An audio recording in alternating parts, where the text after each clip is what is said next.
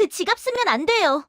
청명그룹 본사 앞 낡은 옷을 입은 한 소녀가 대기업 회장의 손에서 지갑을 낚아채 그대로 바닥에 내던졌습니다. 너 지금 뭐 하는 거야? 순식간에 달려든 두 명의 경호원이 소녀의 양팔을 거칠게 붙잡았습니다. 그 지갑이 회장님 위치를 계속 기록하고 있어요. 소녀의 한마디에 회장은 가슴을 얻어맞은 듯 그대로 굳어버렸습니다. 그는 숨조차 쉬지 못한 채 소녀를 바라봤습니다. 왜 소녀는 회장의 지갑을 바닥에 던졌을까요? 그녀는 대체 무엇을 알고 있었던 걸까요?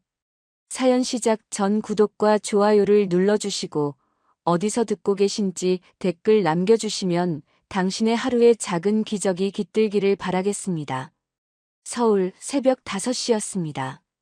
아직 밤의 어둠이 완전히 가시지 않은 시각이었죠. 하늘은 검푸른 빛을 띠고 있었고 거리의 가로등들은 여전히 노란 불빛을 뿜어내고 있었습니다. 차가운 새벽 공기가 도심을 감싸고 있었어요. 숨을 내쉴 때마다 입에서 하얀 김이 피어올랐습니다. 청명그룹 본사 앞이었습니다. 높이 솟은 유리 건물 앞으로 출근길 인파가 하나둘 모여들기 시작했습니다. 깔끔하게 다림질된 정장 차림의 직장인들이 빠른 걸음으로 회사 건물을 향해 걸어갔죠. 그들의 손에는 편의점에서 산 따뜻한 커피잔이 들려 있었고 귀에는 무선 이어폰이 꽂혀 있었습니다. 모두들 바쁜 아침을 보내고 있었어요. 그 바쁜 인파 한가운데 한 소녀가 조용히 서 있었습니다. 17살 유나였죠. 유나는 낡은 회색 후드티를 입고 있었습니다. 한때는 깨끗했을 옷이었지만 이제는 여기저기 때가 타고 색이 발해 있었어요. 소매 끝부분은 실밥이 풀려서 올이 나와 있었고 바지는 낡고 해져서 여기저기 찢어져 있었습니다. 그녀의 초라함을 가릴 순 없었어요. 유나의 양손에는 투명한 플라스틱 종이컵이 하나 들려 있었습니다. 컵 바닥에는 동전 몇 개가 덜그럭거리며 소리를 냈죠. 500원짜리 2개, 100원짜리 서너 개 정도였을까요? 많지 않은 돈이었습니다. 사람들이 유나를 보았습니다. 그리고는 슬쩍 고개를 돌렸습니다. 어떤 사람은 유나와 눈이 마주치려는 순간 재빨리 시선을 피했습니다. 어떤 사람은 일부러 크게 돌아서 지나갔고 어떤 사람은 아예 유나가 없는 사람인 양 무시하고 지나쳤죠.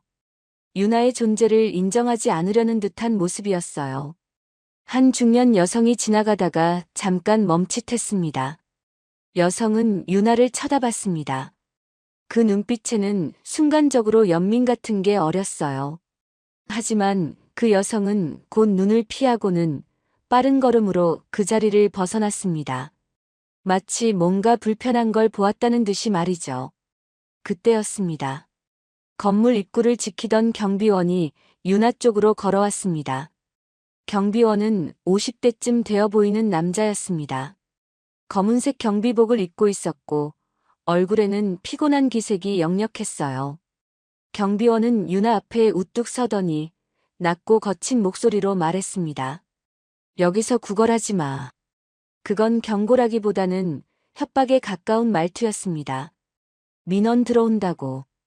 안 그래도 윗사람들한테 한 소리 들었어. 경비원은 짜증 섞인 목소리로 덧붙였습니다. 그러고는 아무렇지도 않게 유나가 들고 있던 종이컵을 발로 툭 찼습니다. 컵이 유나의 손에서 떨어져 바닥으로 굴러갔습니다.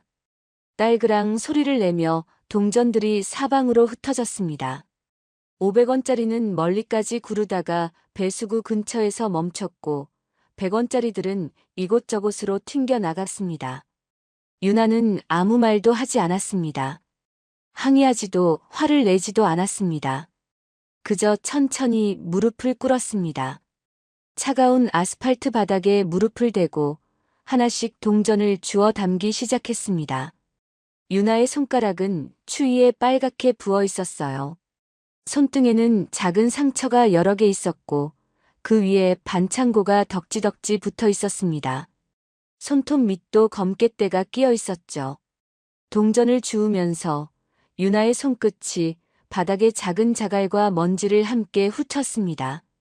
그 모습을 본 직장인 몇 명이 킥킥거리며 웃었습니다. 한 30대쯤 되어 보이는 남자가 옆 동료에게 속삭였습니다. 아침부터 재수 없게. 뭘 보고 출근하는 건지. 그 옆에 있던 여자 직장인이 고개를 절레절레 저으며 답했죠. 제 길거리 생활한다던데. 저기 앞 공원에서 잔다더라고. 진짜? 에이, 저 나이에? 두 사람은 유나를 보며 손가락질까지 했습니다. 유나는 그 소리를 다 들었습니다. 하지만 표정 하나 변하지 않았어요. 그저 묵묵히 마지막 동전 하나까지 주워서 주머니에 넣었습니다.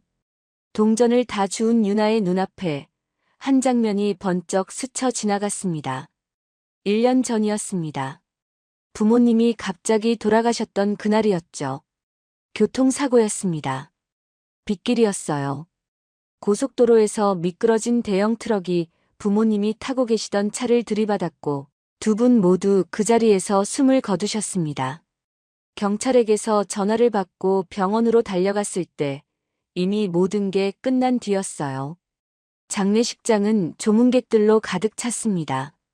아버지의 직장 동료들, 어머니의 친구들, 친척들까지 많은 사람이 왔습니다. 그 중에서도 유나에게 가장 먼저 다가온 건 삼촌이었습니다. 삼촌은 유나의 어깨를 꼭 껴안으며 말했습니다. 유나야, 너무 걱정하지 마. 이제 내가 다 책임질게. 삼촌이 옆에 있잖아.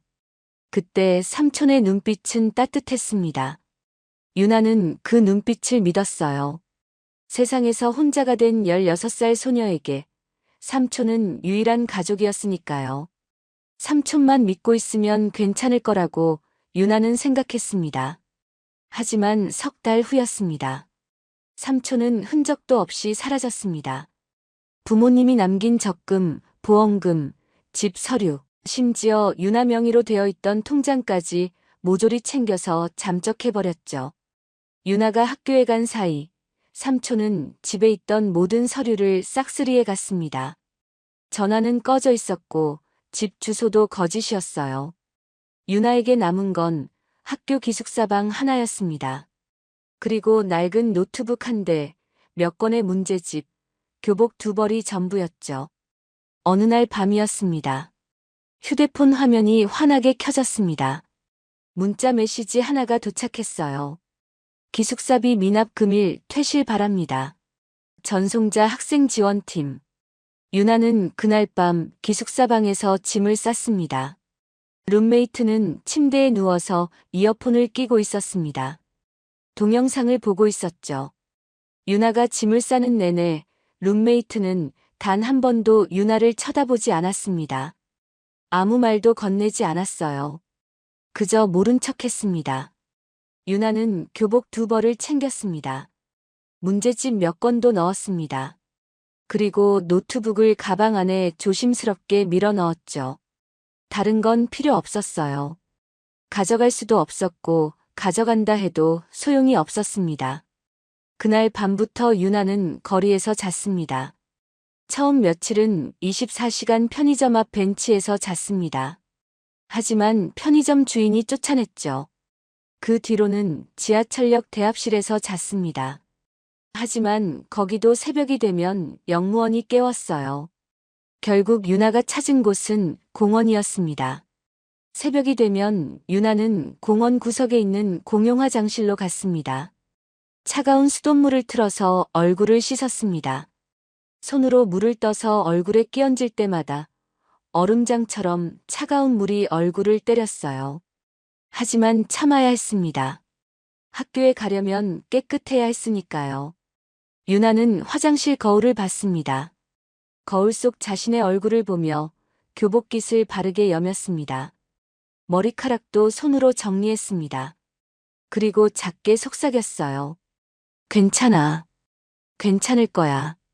자기 자신에게 하는 말이었습니다. 그렇게 말하고는 가방을 메고 학교로 향했습니다. 학교 복도는 시끌벅적했습니다. 친구들이 때를 지어 수다를 떨고 있었죠. 주말에 본 영화 얘기, 연예인 얘기, 시험 얘기로 복도가 떠들썩했습니다. 그러다 유나가 복도를 지나가면 대화가 뚝 끊겼습니다. 저의 길거리 생활한데 누군가 작게 속삭이는 소리가 들렸습니다. 진짜? 어디서? 공원이래. 새벽에 봤다는 애들 있어. 친구들의 수군거림이 유나의 귀에 들려왔습니다. 교실로 들어가자 상황은 더 노골적이었습니다. 남학생 몇 명이 코를 막으며 서로 눈빛을 주고받았어요. 야, 냄새 나지 않냐? 제 길거리에서 잔다더라. 씻지도 못한대. 유나 옆자리는 텅 비어 있었습니다. 원래 그 자리에 앉던 친구는 어느 날부터 일부러 뒷자리로 자리를 옮겼죠. 아무도 유나 옆에 앉으려 하지 않았습니다. 수업 시간이었습니다. 담임 선생님이 출석을 부를 때였습니다. 김유나. 선생님이 유나의 이름을 불렀습니다. 네. 유나가 손을 들어 대답했습니다. 그때 선생님의 얼굴에 미묘한 표정이 스쳤습니다. 동정과 거부감이 뒤섞인 얼굴이었어요. 안쓰럽게 보면서도 한편으로는 불편해하는 표정이었습니다. 하지만 칠판 옆 벽에 붙은 전교 석차표에는 유나의 이름이 또렷하게 적혀 있었습니다. 1등. 전교 1등이었습니다. 유나는 아무 말도 하지 않았습니다. 그저 자리에 앉아 가방에서 문제집을 꺼냈습니다. 연필을 잡고 수학 문제를 풀기 시작했습니다. 연필 끝이 종이 위를 빠르게 움직였죠. 문제를 풀 때만큼은 다른 생각이 들지 않았습니다. 숫자와 공식만이 유나의 세계였습니다. 그 안에서만큼은 유나는 안전했어요. 수업이 끝나고 학교 시간이 되었습니다. 유나는 다시 가방을 챙겼습니다. 가방 안쪽 주머니에서 아침에 주웠던 접힌 종이컵을 꺼냈습니다. 유나는 그 컵을 다시 조심스럽게 접어서 가방 깊숙한 곳에 넣었습니다. 그리고 교실 문을 나섰습니다. 내일도 모레도 그 다음 날도 유나는 이렇게 살아갈 것이었습니다. 새벽에는 거리에서 버티고 낮에는 학교에 가서 공부하는 삶이었죠.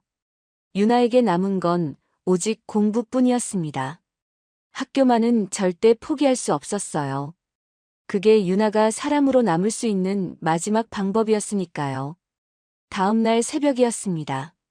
유나는 또다시 청명그룹 본사 앞에 서 있었습니다.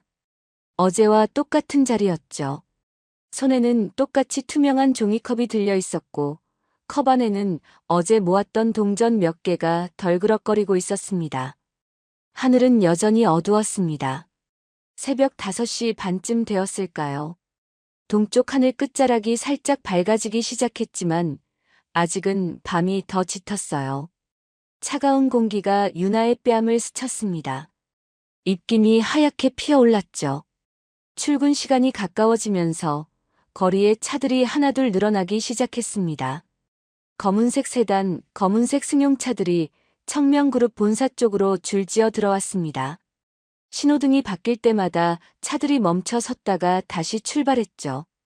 브레이크 밟는 소리, 시동 거는 소리가 새벽 공기를 채웠습니다.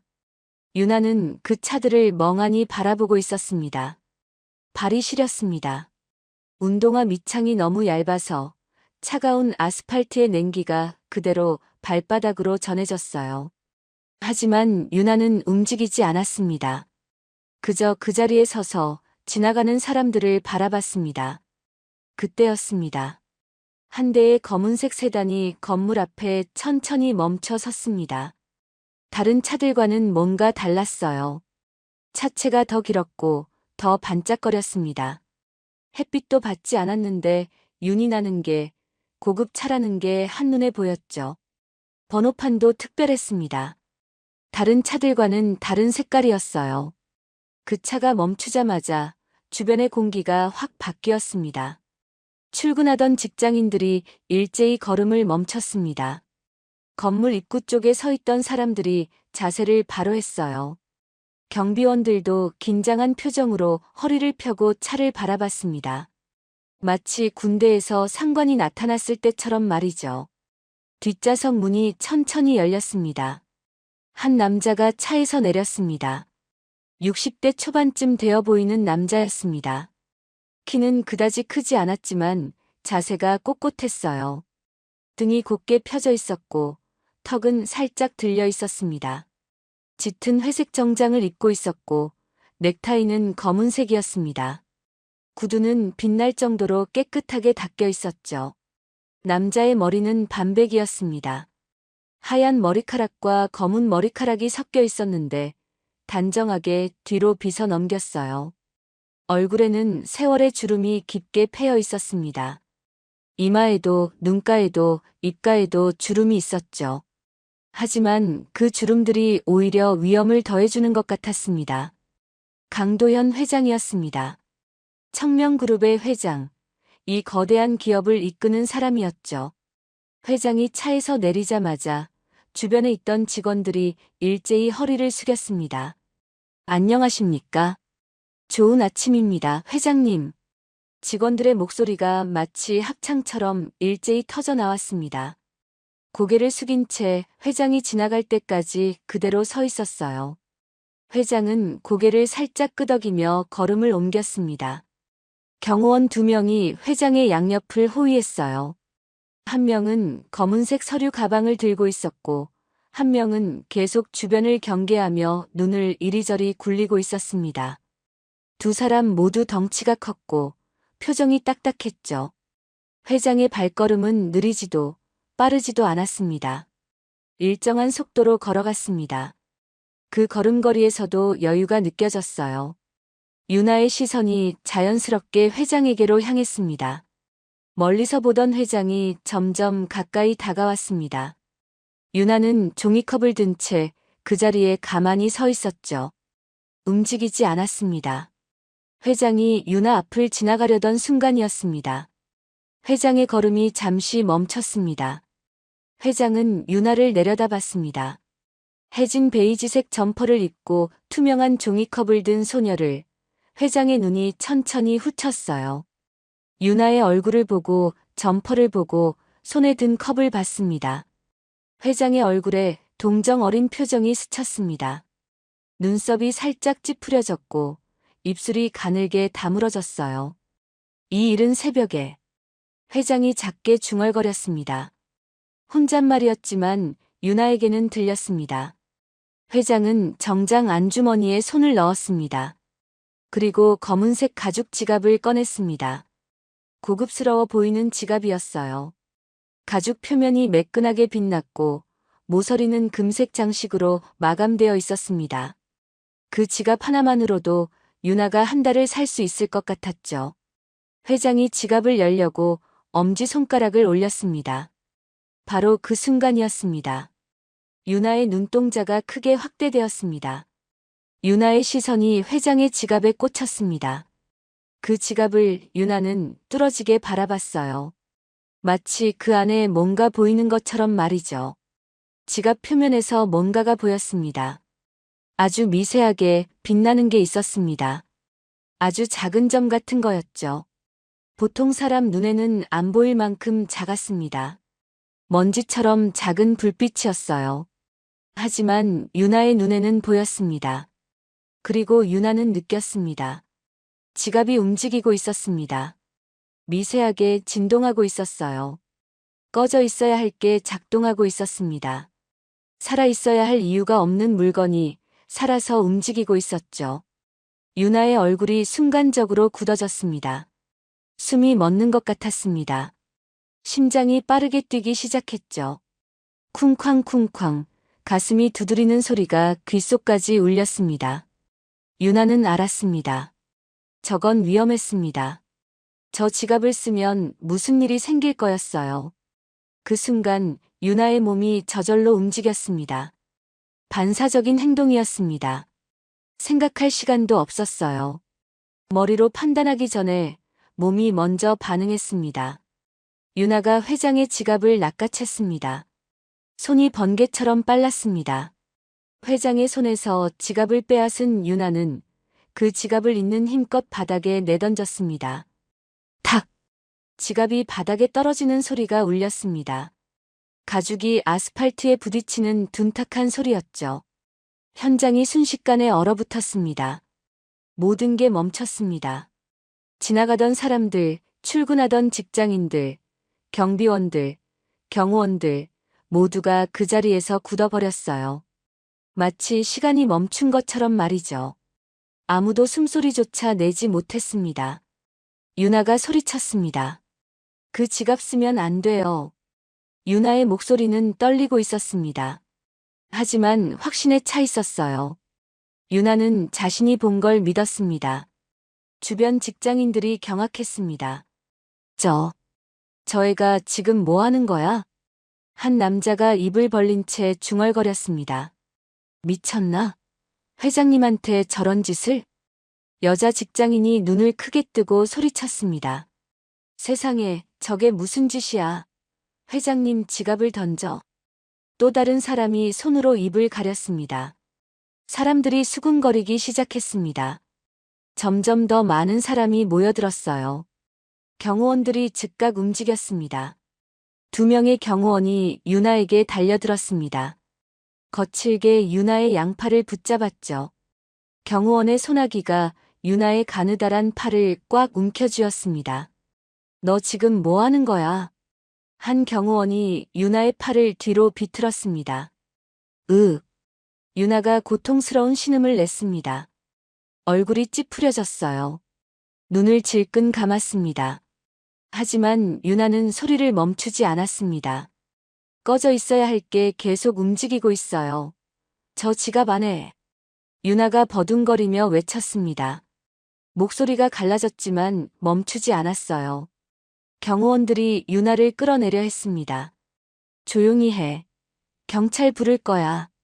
이에 정신이 나갔어. 당장 데려가. 경호원들의 목소리가 험악했습니다.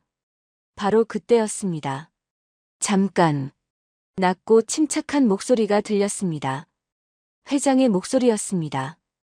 회장이 손을 들어 경호원들을 제지했습니다. 강하고 확실한 동작이었어요. 손바닥을 경호원들을 향해 펼쳤습니다. 얘 말 들어보자. 회장의 목소리에는 힘이 실려 있었습니다. 명령하는 어조였죠. 경호원들이 멈칫했습니다. 하지만 유나를 완전히 놓지는 않았어요. 여전히 팔을 붙잡고 있었습니다. 회장의 눈빛이 변했습니다. 처음에 동정 어린 눈빛은 사라졌습니다. 대신 날카로운 호기심이 그 자리를 채웠어요. 그리고 경계심도 함께 섞여 있었습니다. 회장은 유나를 똑바로 바라봤습니다.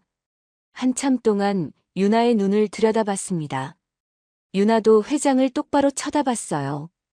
두 사람의 시선이 공중에 부딪혔습니다. 회장의 입이 천천히 열렸습니다. 네가 지금 뭘 봤지? 회장이 차분하게 물었습니다. 유나를 꾸짖는 게 아니었어요. 진짜로 궁금해하는 것 같았습니다. 유나가 숨을 몰아쉬며 대답했습니다. 저 지갑 안에 뭔가 있어요. 움직이고 있어요. 유나의 손가락이 바닥에 떨어진 지갑을 가리켰습니다. 손가락 끝이 떨리고 있었어요. 회장이 천천히 고개를 숙였습니다. 바닥에 떨어진 지갑을 내려다봤습니다. 그리고 천천히 몸을 숙여 지갑을 집어들려고 했습니다. 회장의 손이 지갑에 닿았습니다. 그 순간 회장의 손끝이 멈췄습니다. 느꼈습니다. 미세한 진동이었습니다. 아주 약하지만 분명한 떨림이었어요. 회장의 손끝을 통해 전해지는 이상한 움직임이었습니다. 회장의 얼굴이 굳어졌습니다. 눈빛이 차갑게 변했습니다. 입술이 얇게 다물어졌어요. 회장은 지갑을 들어 올리지 않았습니다. 대신 낮은 목소리로 지시했습니다. 보안팀 불러. 짧고 명확한 명령이었습니다. 그 목소리에는 긴장감이 섞여 있었어요. 경호원 한 명이 즉시 무전기를 꺼냈습니다. 검은색 무전기를 입에 가까이 대고 급하게 말했습니다. 보안팀 즉시 본사 정문 앞으로 출동하십시오. 긴급 상황입니다. 무전기 너머로 잡음이 섞인 답이 들려왔습니다. 알겠습니다. 지금 출동합니다. 채 1분도 지나지 않았습니다. 건물 안쪽 유리문이 벌컥 열리더니 보안팀 직원 3명이 뛰어나왔습니다. 짙은 청색 유니폼을 입은 직원들이었어요.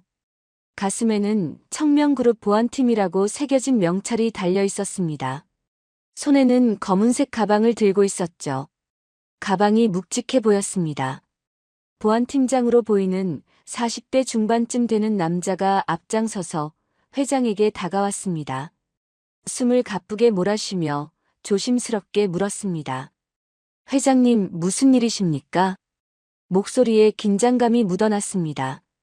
이른 아침 회장이 직접 보안팀을 부르는 일은 흔치 않았으니까요.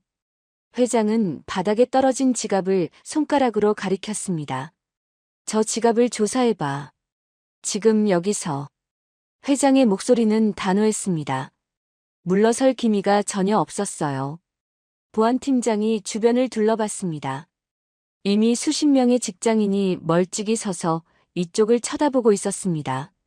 손에 든 커피잔을 든 채 휴대폰으로 사진을 찍는 사람도 보였어요. 호기심 어린 눈빛들이 이곳에 집중되어 있었습니다. 여기서 하시겠습니까? 팀장이 조심스럽게 물었습니다. 목소리를 낮춰서 회장에게만 들리게 했어요. 회장이 고개를 끄덕였습니다. 여기서 해. 지금 당장. 회장은 물러서지 않았습니다. 오히려 더 단호한 표정이었어요.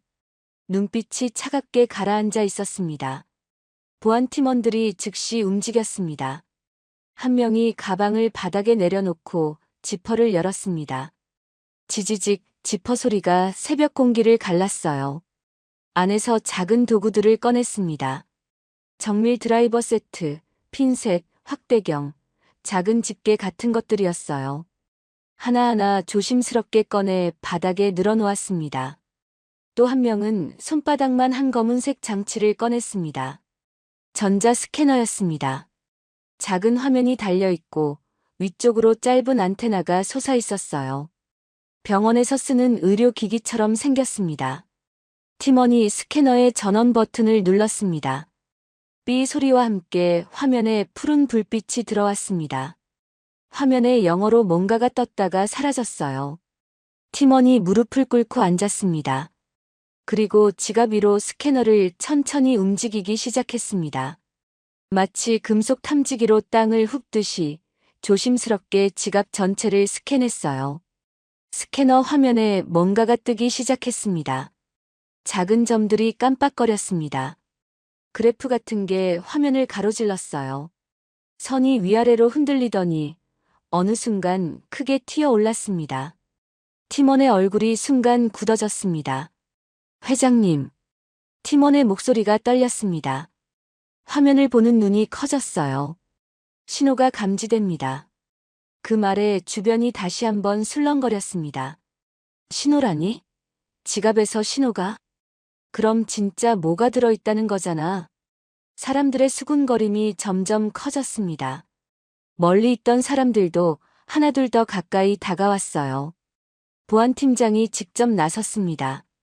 가방에서 흰색 일회용 장갑을 꺼내 양손에 끼웠습니다. 고무 장갑이 손에 딱 맞게 조여졌어요.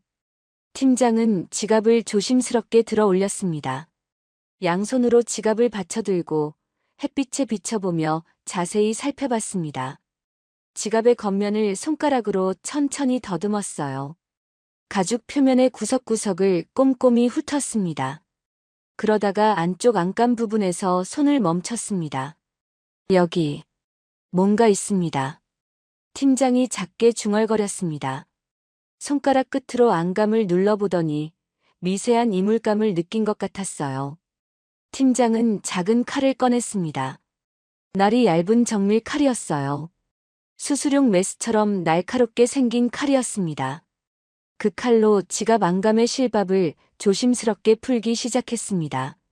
한 땀 한 땀 천천히 풀어냈습니다. 칼끝이 실을 건드릴 때마다 가느다란 실이 하나씩 풀려나갔어요. 너무 급하게 하면 안 될 것 같았습니다. 혹시 안에 있는 게 망가질까봐 조심하는 것 같았어요. 실밥이 다 풀리고 안감이 조금씩 벗겨졌습니다. 가죽과 안감 사이 평소에는 절대 보이지 않는 공간이 드러났습니다. 그 안에서 뭔가가 나왔습니다. 아주 작은 금속 장치였습니다. 손톱만 한 크기였어요. 아니, 새끼손가락 손톱보다도 더 작았습니다. 반짝이는 은색 금속으로 만들어진 초소형 전자장치였어요. 머리카락처럼 가느다란 전선이 2개 붙어 있었습니다. 보안팀장이 그걸 핀셋으로 조심스럽게 집어들었습니다. 손이 떨리지 않도록 조심하며 천천히 들어 올렸어요. 햇빛에 비춰보니 그 작은 장치가 더 선명하게 보였습니다. 금속 표면에 아주 작은 글씨가 새겨져 있었어요. 이건 팀장의 목소리가 굳어 있었습니다. 위치 추적 장치입니다. 그 말에 현장이 완전히 얼어붙었습니다. 사람들이 숨을 죽였습니다. 아무도 말을 하지 못했어요. 바람 소리만 희미하게 들렸습니다. 팀원이 다시 스캐너를 그 장치에 가까이 댔습니다. 화면에 글자와 숫자가 빠르게 떠올랐습니다. 팀원이 화면을 손가락으로 확대했어요. 작은 글씨들이 화면을 가득 채웠습니다. 작동 기록이 1달 이상입니다. 팀원이 화면을 손가락으로 가리키며 말했습니다. 여기 보십시오. 매일 매시간 실시간으로 위치를 전송하고 있었습니다. 화면을 자세히 보니 날짜와 시간, 위치 좌표가 빼곡하게 기록되어 있었습니다. 1달 넘게 쌓인 기록이었죠. 회장이 어디를 갔는지, 언제 움직였는지가 모두 기록되어 있었어요. 보안팀장이 화면을 더 자세히 들여다봤습니다. 스크롤을 내리며 기록들을 확인했어요. 그러다가 화면 아래쪽에서 손을 멈췄습니다. 팀장의 얼굴이 창백하게 변했습니다. 입술이 파르르 떨렸어요. 고개를 천천히 들어 회장을 봤습니다. 그리고 회장님. 팀장의 목소리가 더 낮아졌습니다. 거의 속삭이는 것 같았어요. 수신처가 회사 내부 주소입니다. 그 말이 떨어지자 주변이 완전히 정적에 휩싸였습니다. 바람도 멈춘 것 같았습니다. 시간이 멈춘 것 같았어요. 사람들이 서로를 쳐다봤습니다. 눈빛에 충격과 두려움이 섞여 있었어요. 입을 벌린 채 굳어있는 사람, 손으로 입을 막은 사람, 고개를 저으며 믿을 수 없다는 표정을 짓는 사람들이었습니다. 내부에서 한 직원이 작게 중얼거렸습니다. 그럼 누가 회장님을 내부에서 감시했다는 거잖아. 속삭임들이 여기저기서 터져 나왔습니다. 회장은 한참 동안 아무 말도 하지 않았습니다. 그냥 서 있었습니다. 바닥에 지갑을 내려다보며 깊은 생각에 잠긴 것 같았어요. 주먹을 꽉 쥐었다가 폈다가 하는 게 보였습니다. 그러다가 천천히 눈을 감았습니다. 깊은 숨을 한 번 들이쉬었습니다. 가슴이 크게 올라갔다가 천천히 내려갔어요. 그리고 다시 눈을 떴습니다. 회장의 눈빛은 처음과 달랐습니다. 차가웠습니다. 얼음처럼 차가운 눈빛이었어요. 하지만 분노보다는 깊은 슬픔 같은 게 섞여 있었습니다. 회장이 천천히 고개를 돌렸습니다. 유나를 똑바로 바라봤습니다. 한참 동안 말없이 유나를 쳐다봤습니다. 유나도 회장을 똑바로 쳐다봤어요. 유나의 눈은 맑았습니다. 떨리고 있었지만 거짓이 없었어요. 회장의 입이 천천히 열렸습니다. 너. 회장의 목소리가 낮게 깔렸습니다. 대체 누구냐? 유나가 떨리는 목소리로 대답했습니다. 이유나예요. 그냥 유나예요. 작은 목소리였습니다. 하지만 또렷했어요. 회장은 다시 한참 동안 유나를 바라봤습니다. 그리고는 경호원들에게 말했습니다. 이 아이한테 손대지 마. 내가 데리고 간다. 경호원들이 깜짝 놀라서 회장을 쳐다봤습니다. 서로 눈빛을 교환했어요. 믿을 수 없다는 표정이었습니다. 회장님 하지만 한 경호원이 말을 꺼내려 했습니다. 내 말 못 들었나? 회장의 목소리에 힘이 실렸습니다. 더 이상의 반박을 허락하지 않는 어조였어요. 경호원들이 유나를 놓았습니다. 유나의 팔이 자유로워졌습니다. 유나는 손목을 문지르며 그 자리에 서 있었어요. 빨갛게 자국이 난 손목이 보였습니다. 회장이 말했습니다. 이 아이, 내 회장실로 데려와. 그 말을 남기고 회장은 건물 안으로 걸어 들어갔습니다. 정장 자락이 바람에 살짝 펄럭였습니다. 경호원들이 유나를 둘러쌌습니다. 이번에는 붙잡는 게 아니었습니다. 호위하는 것처럼 보였어요. 유나를 보호하듯 둘러싼 채 함께 걸었습니다.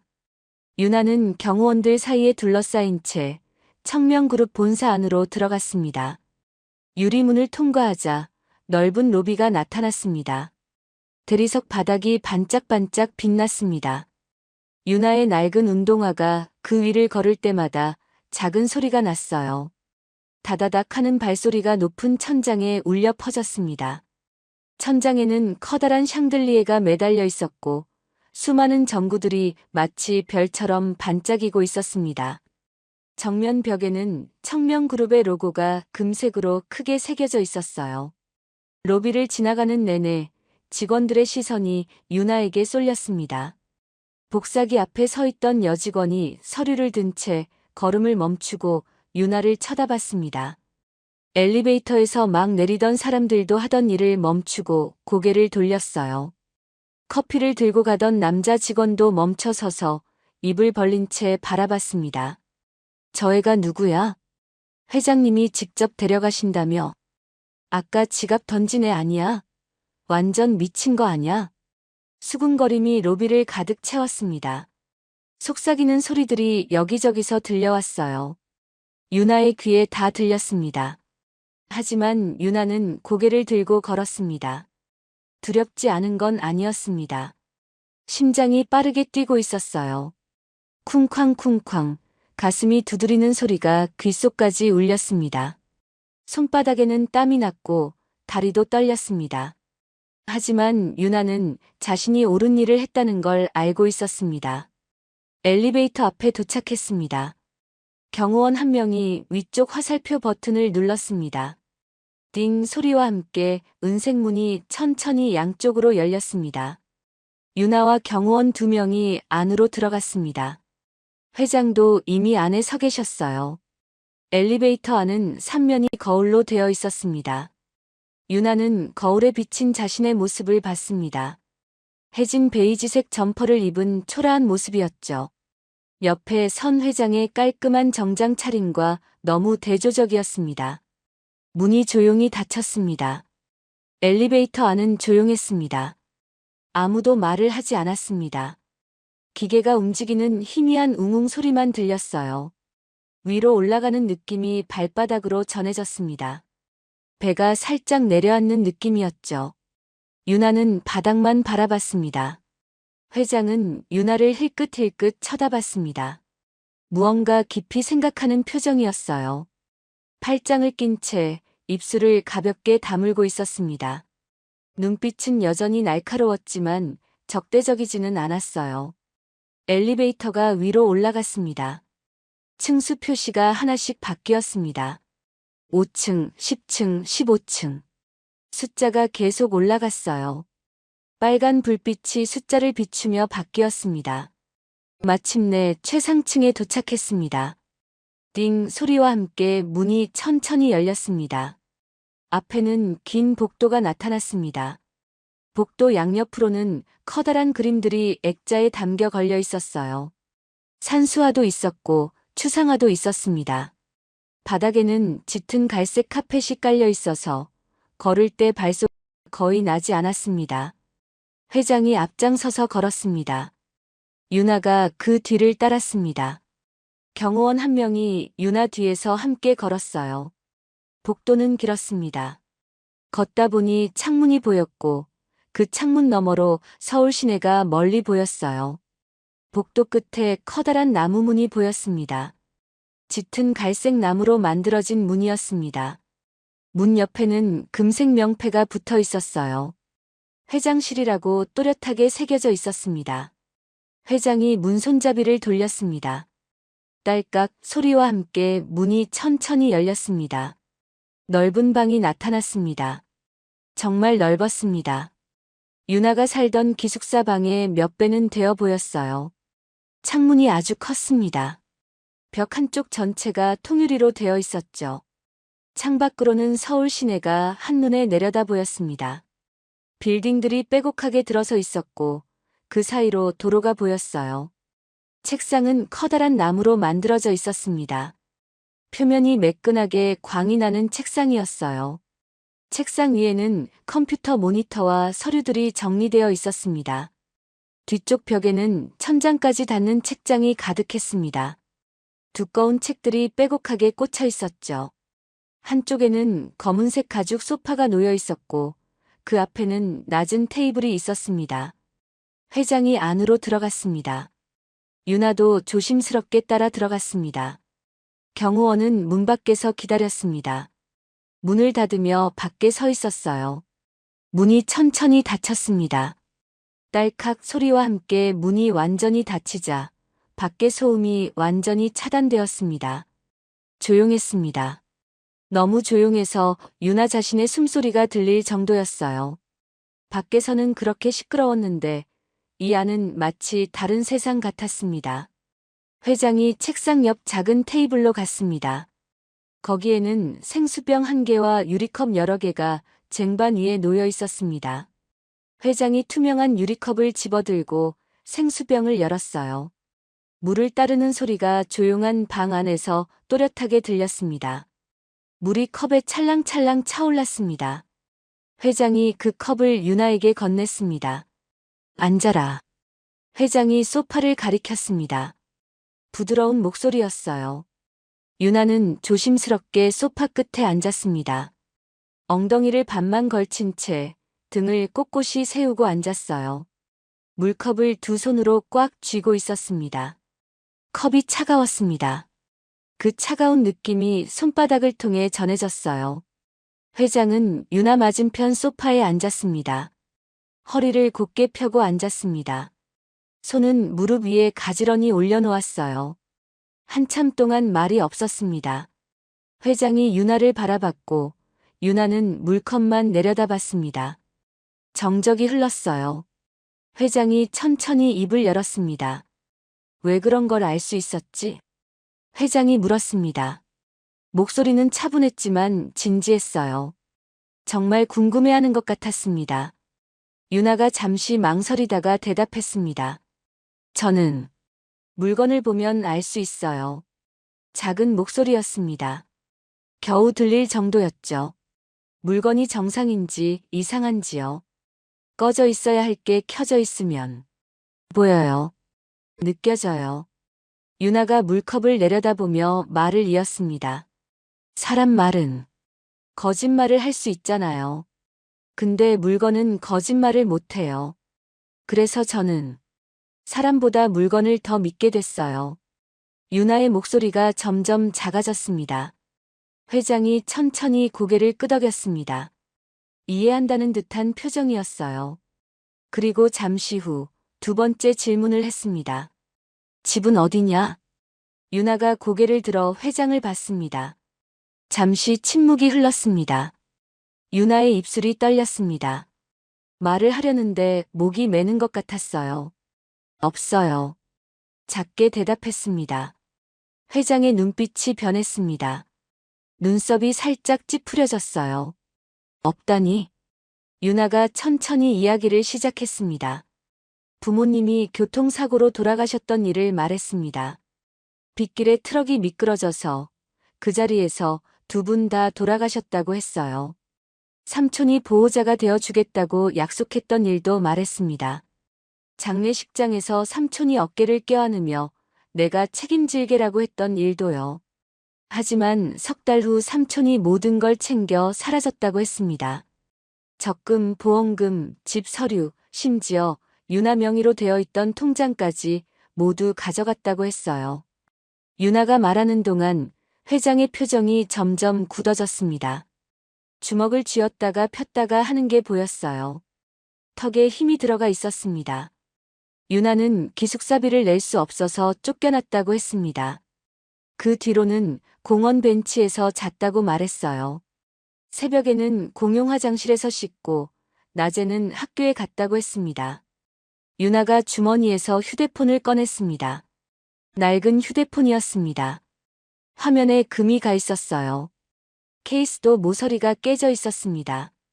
유나가 문자 메시지를 보여줬습니다. 화면을 회장 쪽으로 돌렸어요. 기숙사비 미납. 금일 퇴실 바랍니다. 전송자 학생지원팀. 회장이 그 문자를 보고 깊은 한숨을 쉬었습니다. 17살이.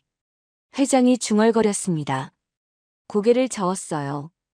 유나가 휴대폰을 다시 주머니에 넣으며 말했습니다. 학교만은 포기하고 싶지 않았어요. 유나의 목소리가 떨렸습니다. 공부만은 계속하고 싶었어요. 그게 제가 할 수 있는 유일한 거였어요. 회장이 물었습니다. 너 성적은? 유나가 고개를 들어 회장을 봤습니다. 전교 1등이요. 회장의 눈이 커졌습니다. 놀란 표정이었어요. 믿기지 않는다는 듯 유나를 쳐다봤습니다. 1등을? 그 상황에서? 네. 과학고 다니고 있어요. 유나가 작게 고개를 끄덕였습니다. 회장의 얼굴에 여러 감정이 스쳐 지나갔습니다.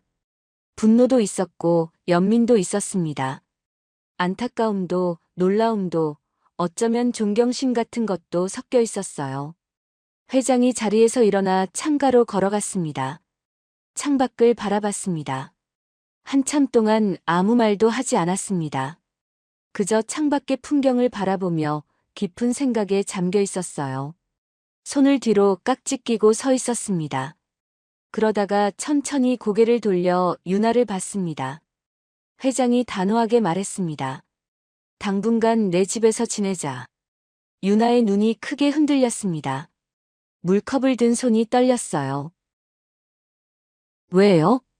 유나가 떨리는 목소리로 물었습니다. 회장이 대답했습니다.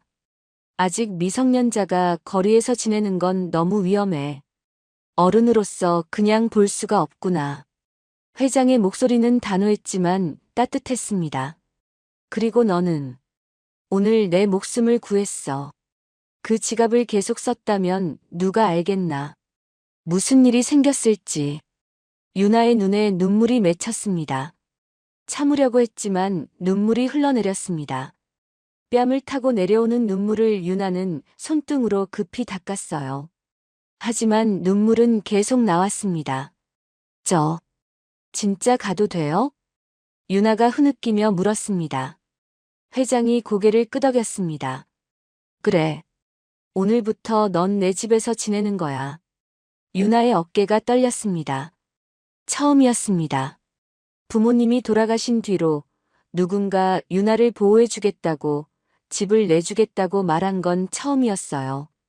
유나는 고개를 숙이고 울었습니다.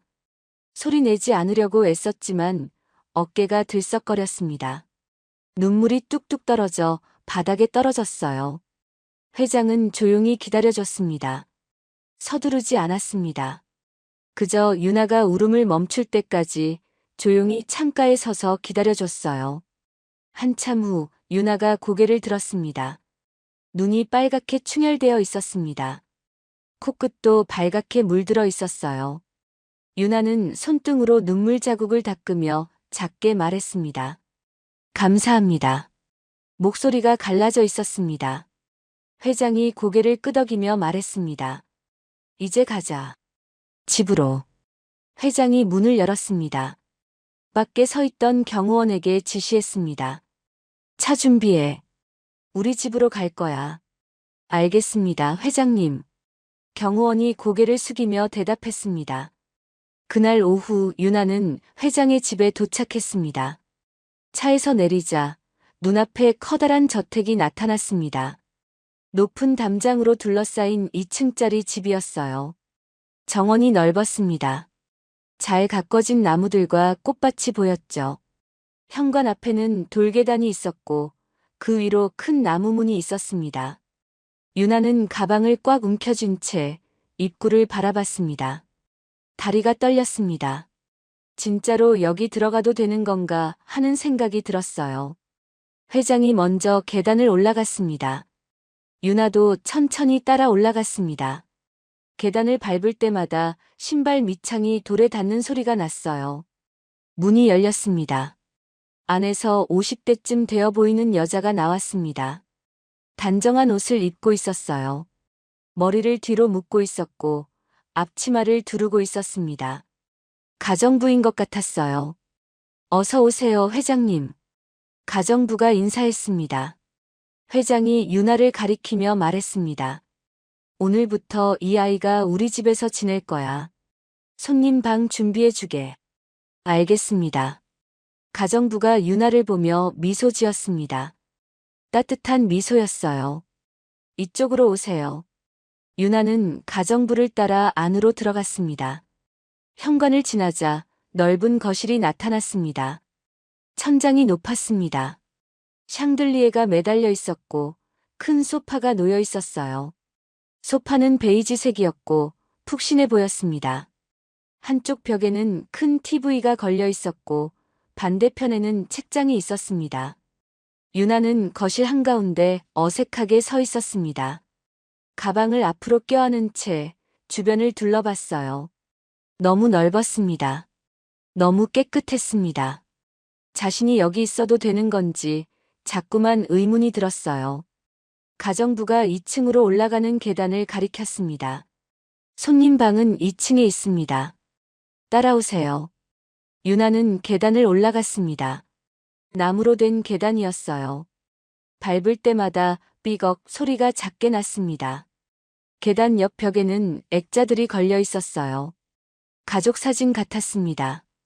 2층에 도착하자 복도가 나타났습니다. 복도 양옆으로 방문들이 보였어요. 가정부가 복도 끝에 있는 방 앞에서 멈췄습니다. 문을 열었습니다. 여기가 손님 방입니다.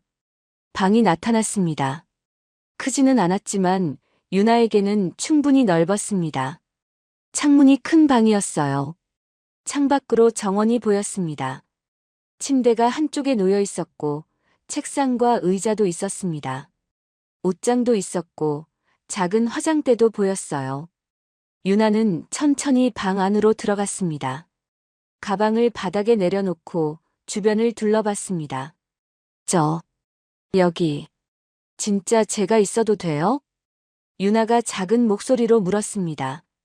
가정부가 고개를 끄덕이며 대답했습니다. 물론이죠. 회장님이 준비하라고 하셨어요. 필요한 게 있으면 언제든 말씀하세요. 감사합니다. 유나가 고개를 숙여 인사했습니다. 가정부가 나가고 문이 닫혔습니다. 유나는 혼자 남았습니다. 천천히 침대 가장자리에 앉았습니다. 침대가 푹신했어요. 손으로 이불을 만져봤습니다. 부드러운 이불이었습니다. 깨끗한 냄새가 났어요. 유나는 천천히 침대에 누워봤습니다. 천장을 바라봤습니다. 하얀 천장이었어요. 진짜일까? 유나가 작게 중얼거렸습니다. 꿈 같았습니다. 아침에는 길거리에 서 있었는데 지금은 이렇게 따뜻한 방에 누워 있다니 믿기지 않았어요. 그날 저녁이었습니다. 회장이 유나를 서재로 불렀습니다. 서재는 1층 끝에 있었습니다. 문을 열고 들어가자 책 냄새가 났어요. 벽 한쪽 전체가 책장이었습니다. 책들이 빼곡하게 꽂혀 있었죠. 회장은 책상 앞에 앉아 있었습니다. 유나가 들어오자 의자 하나를 가리켰습니다. 앉아라. 유나는 의자에 앉았습니다. 회장이 말을 시작했습니다. 오늘 일로 회사 내부에 문제가 있다는 게 확실해졌어. 회장의 목소리는 무거웠습니다. 한 달 전부터 이상했지. 내가 가지 않은 곳에 정보가 새고 있었어. 내가 만나지 않은 사람들 이야기가 밖으로 나갔지. 유나는 조용히 듣고 있었습니다. 회장이 책상 서랍을 열었습니다.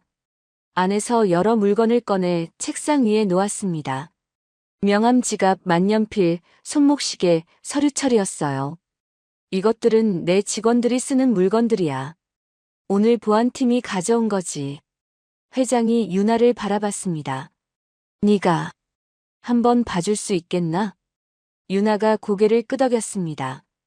유나는 천천히 물건들에 다가갔습니다. 먼저 명함 지갑을 집어들었습니다. 검은색 가죽 지갑이었어요. 손에 쥐고 눈을 감았습니다. 느껴졌습니다. 이 명함 지갑. 계속 따뜻해요. 유나가 말했습니다. 정상적으로는 차가워야 하는데 계속 따뜻해요. 누군가 자주 만지고 있어요. 아주 자주요. 회장의 눈빛이 날카로워졌습니다. 유나가 다음 물건을 집었습니다. 만년필이었어요. 손에 쥐고 천천히 무게를 느껴봤습니다. 이 펜. 무게 중심이 이상해요. 유나가 펜을 흔들어 봤습니다. 안쪽이 비어 있어야 하는데 뭔가 더 들어있는 것 같아요. 개조된 것 같아요. 회장이 펜을 받아들고 자세히 봤습니다. 정말로 뭔가 이상했습니다. 일반 펜보다 무거웠어요. 이건 누구 거지? 회장이 서류를 확인했습니다. 재무 담당 임원 것이로군. 회장의 얼굴이 굳어졌습니다. 회장이 유나를 봤습니다. 눈빛이 진지했습니다. 네가 필요하다. 회장이 단호하게 말했습니다. 내부 조사를 도와줘. 내 능력이 필요해. 유나가 잠시 망설였습니다. 그러다가 고개를 끄덕였습니다. 도와드릴게요. 회장이 처음으로 작은 미소를 지었습니다. 고맙다. 그날 밤 유나는 자신의 방으로 돌아왔습니다. 침대에 누워 천장을 바라봤습니다. 처음으로 누군가 날 필요로 해. 유나는 생각했습니다. 동정이 아니라 정말로 날 필요로 해. 유나의 입가에 작은 미소가 번졌습니다. 그 미소는 오랜만이었습니다. 정말 오랜만에 짓는 미소였어요. 창밖으로 달빛이 들어왔습니다. 방 안을 은은하게 비쳤습니다. 유나는 그 빛 속에서 천천히 눈을 감았어요. 편안했습니다. 오랜만에 마음이 편안했습니다. 진짜일까? 유나는 다시 한번 중얼거렸습니다. 하지만 이번에는 확신이 섞여 있었습니다. 꿈이 아니라는 확신이요. 유나는 그렇게 잠들었습니다. 따뜻한 이불 속에서 부드러운 베개를 베고 처음으로 안전하다는 느낌을 받으며 잠들었어요. 밖에서는 바람 소리가 희미하게 들렸습니다.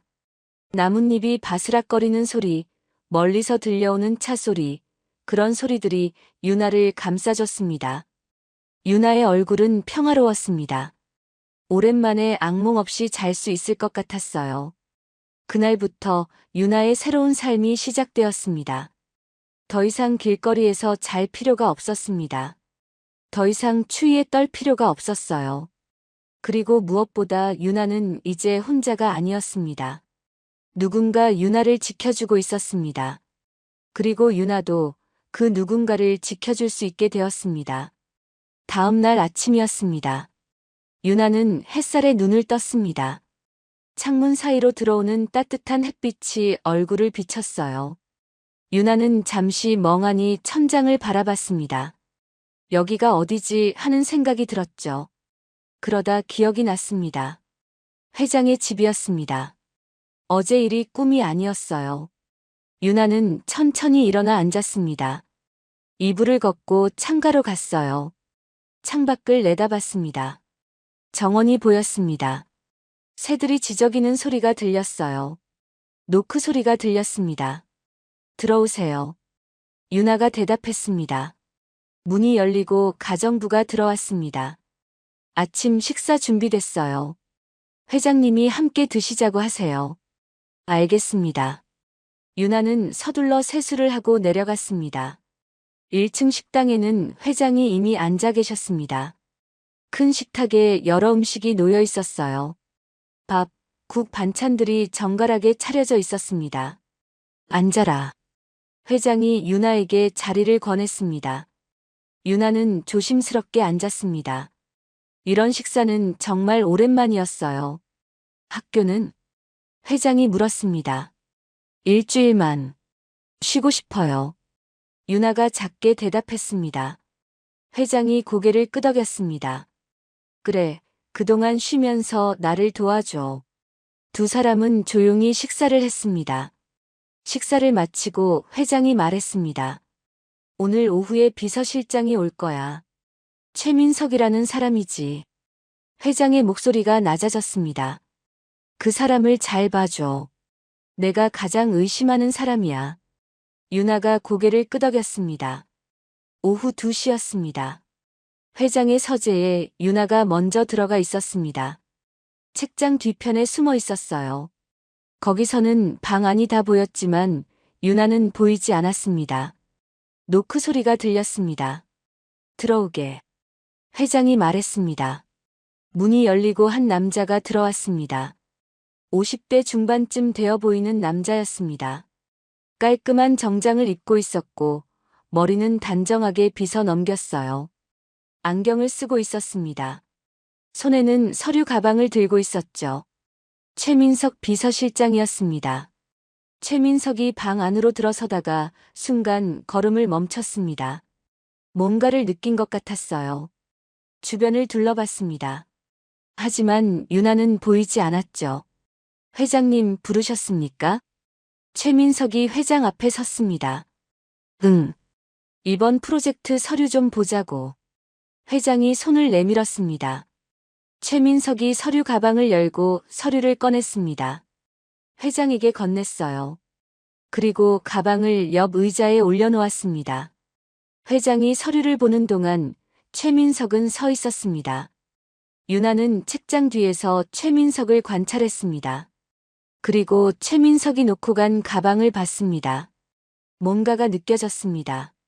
가방 안에 명함 지갑이 보였어요. 검은색 가죽 지갑이었습니다. 그 지갑이 이상했습니다. 계속 따뜻했습니다. 열기가 느껴졌어요. 정상적인 물건이라면 차가워야 했습니다. 하지만 저 지갑은 계속 따뜻했어요. 누군가 자주 만지고 있다는 뜻이었습니다. 회의가 끝나고 최민석이 나갔습니다. 유나가 책장 뒤에서 나왔습니다. 회장님. 유나가 조용히 말했습니다. 저 명함 지갑. 아직도 따뜻해요. 회장의 눈빛이 차갑게 변했습니다. 그날 저녁이었습니다. 회장실에 또 다른 사람이 왔습니다. 강재훈 전무였습니다. 40대 중반쯤 되어 보이는 남자였어요. 체격이 좋았고 목소리가 컸습니다. 유나는 이번에도 숨어서 지켜봤습니다. 강재훈이 회의를 마치고 나갈 때 책상에 태블릿을 두고 갔습니다. 유나가 그 태블릿을 봤습니다. 이상했습니다. 태블릿이 꺼져 있는데도 뭔가 작동하고 있었습니다. 뒤에서 계속 무언가가 돌아가고 있었어요. 이 태블릿. 뒤에서 뭔가 계속 작동하고 있어요. 유나가 회장에게 말했습니다. 회장이 보안팀을 불렀습니다. 태블릿을 분석한 결과 숨겨진 프로그램이 발견되었습니다. 회장의 일정과 대화 내용을 몰래 전송하는 프로그램이었어요. 며칠 후였습니다. 보안팀이 회사 내부 감시 카메라 영상을 분석했습니다. 지난 3개월간의 기록을 모두 확인했어요. 그 결과 이상한 점이 발견되었습니다. 최민석과 강재훈이 여러 번 함께 있는 모습이 찍혔습니다. 주차장에서 만나는 장면도 있었고 건물 뒤편에서 이야기하는 장면도 있었어요. 모두 사람들이 없는 시간대였습니다. 지난 3개월간 7번이나 동시에 퇴근했습니다. 보안팀원이 보고했습니다. 모두 심야 시간대입니다. 밤 11시 이후였어요. 회장의 얼굴이 굳어졌습니다. 회장이 두 사람을 불렀습니다. 회의실이었습니다. 큰 테이블이 있는 방이었어요. 최민석과 강재훈이 마주 앉아 있었습니다. 회장은 상석에 앉았어요. 유나는 회장 옆에 서 있었습니다. 들었나? 회장이 낮은 목소리로 물었습니다. 무슨 말씀이십니까? 최민석이 태연하게 대답했습니다. 회장이 서류를 펼쳤습니다. 자네 명함 지갑에서 이상한 흔적이 발견됐어. 그리고 강 전무 태블릿에서는 불법 프로그램이 나왔지. 두 사람의 얼굴이 살짝 굳었습니다. 회장님, 그건 오해입니다. 강재훈이 급하게 말했습니다. 저는 아무것도 모릅니다. 최민석도 고개를 저었습니다. 회장님, 이 아이 말만 믿고 저를 의심하십니까? 최민석이 유나를 쳐다봤습니다. 눈빛이 차갑했어요. 유나가 단호하게 말했습니다. 숨기면 물건이 먼저 말해요. 회장이 보안팀에게 신호를 보냈습니다. 보안팀원들이 두 사람의 휴대폰을 압수했습니다. 강재훈이 회의실을 나가려다가 주머니에서 휴대폰을 꺼내려 했습니다. 경호원이 재빨리 그 손을 막았습니다. 휴대폰 제출하십시오. 이건 제 개인 물건인데요. 강재훈이 항의했습니다. 하지만 소용없었습니다. 두 사람의 휴대폰과 개인 물품들이 모두 압수되었습니다. 회의실 문이 닫혔습니다. 최민석과 강재훈은 자리에 앉아 있었지만 얼굴이 창백했습니다. 회장이 유나를 보며 물었습니다. 무섭지 않나? 유나가 고개를 저었습니다. 진실이 무서운 건 아니에요. 회장이 작게 미소 지었습니다. 그래, 내 말이 맞아. 의심은 이제 확신으로 바뀌었습니다. 최민석과 강재훈, 두 사람이 함께 회장을 배신하고 있었습니다. 하지만 아직 끝이 아니었습니다. 더 큰 위험이 다가오고 있었어요. 그날 밤 유나는 방에서 창밖을 바라봤습니다. 달이 밝았습니다. 하늘에 별도 보였어요. 이제 시작이야. 유나는 생각했습니다. 진실을 밝혀내야 해. 유나의 눈빛이 단호했습니다. 더 이상 도망치지 않을 거였습니다. 더 이상 숨지 않을 거였어요. 유나는 이제 싸울 준비가 되어 있었습니다. 며칠이 지났습니다. 어느 날 아침 유나는 회장과 함께 거실에서 아침 식사를 했습니다. 유나는 이제 조금씩 이 집에 익숙해지고 있었어요. 식탁에 편하게 앉아 밥을 먹을 수 있게 되었습니다. 회장이 물컵을 들어 물을 마셨습니다. 그런데 그때였습니다. 회장의 손이 미세하게 떨렸습니다. 물컵을 놓으려다가 컵이 살짝 흔들렸어요. 물이 약간 흘렀습니다. 회장님 괜찮으세요? 유나가 걱정스럽게 물었습니다. 응, 괜찮아. 그냥 좀 피곤한가 봐. 회장이 손을 흔들며 대답했습니다. 하지만 유나는 알아챘습니다. 뭔가 이상했어요. 식사를 마치고 회장이 일어서려다가 비틀거렸습니다. 어지러운 것 같았어요. 손으로 식탁을 짚으며 중심을 잡았습니다. 회장님! 유나가 재빨리 일어나 회장을 부축했습니다. 괜찮아, 괜찮아. 회장이 손을 내저었습니다. 하지만 얼굴이 창백했습니다. 이마에 식은땀이 맺혀 있었어요. 유나는 가정부를 불렀습니다. 병원에 가셔야 할 것 같아요. 그날 오후 회장은 병원에 갔습니다. 유나도 함께 따라갔어요. 큰 병원이었습니다. 회장은 특별진찰실로 들어갔고 여러 검사를 받았습니다.